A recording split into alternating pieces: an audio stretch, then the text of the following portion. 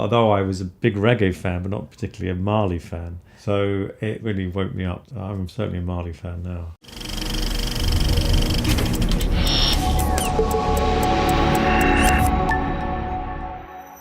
I mean, with something like Marley, I mean, you're telling a story. You know the trajectory of Marley's life. I mean, funny enough, for that film, there was detective work there too, because there was elements that there was still not quite known about Marley's life. This and there were the story of his father. And I remember we were in Jamaica with me and Kevin and the rest of the crew walking around a graveyard searching for the name. Was it his father or a relative, looking for a Marley or the family name on a tombstone, and finding relatives who had not been interviewed before. I mean, it had no sort of dramatic pieces in it. It was archive footage, it was interviews. I mean, no less fascinating for me because, I mean, although I was a big reggae fan, but not particularly a Marley fan, so it really woke me up. I'm certainly a Marley fan now.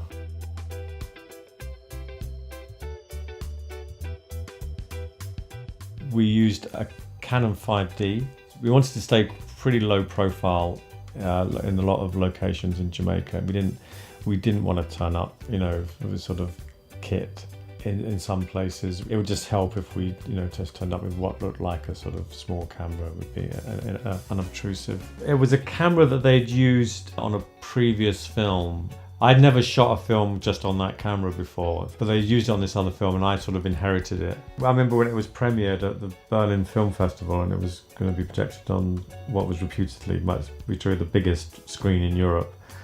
I was slightly sort of concerned about how it might hold up, but it's held up pretty well actually.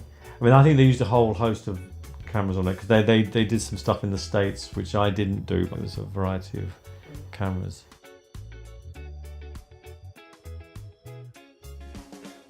I sadly never met my fellow DPs on that. I wish I had.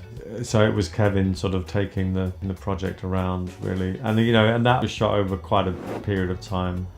Having to wait and thinking that you're going to travel but you're not, so you wait more.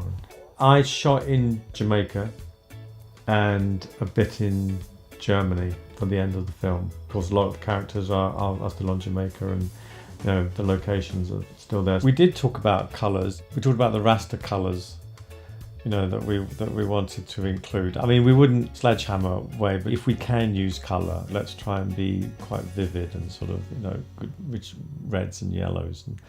And I remember there was an interview with Lee Scratch Perry in Switzerland, up in the mountains of Switzerland, of all places, and sort of lighting a weird sort of shed full of stuff and putting gels on, on lights, to get a sort of red background, which is not something that I would normally do, but it suited him because he's so off kilter as an individual.